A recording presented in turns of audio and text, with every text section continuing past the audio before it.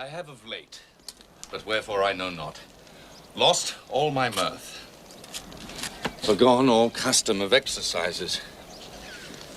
And indeed, it goes so heavily with my disposition that this goodly frame, the earth, seems to me a sterile promontory. This most excellent canopy, the air, look you. This brave o'erhanging firmament. This majestical roof fretted with golden fire.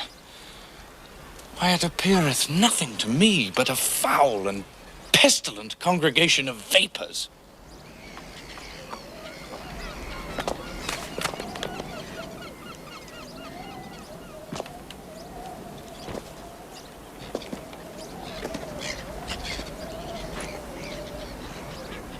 What a piece of work is a man.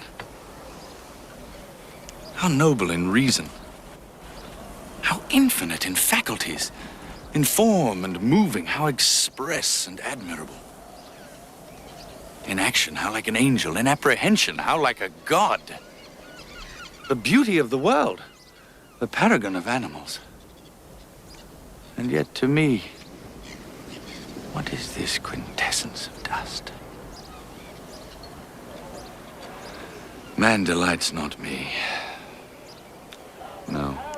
Nor woman neither, though by your smiling, you seem to say so. There was no such stuff in my thoughts. Why did you laugh then when I said man delights not me? To think, my lord, if you delight not in man, what Lenten entertainment the players shall receive.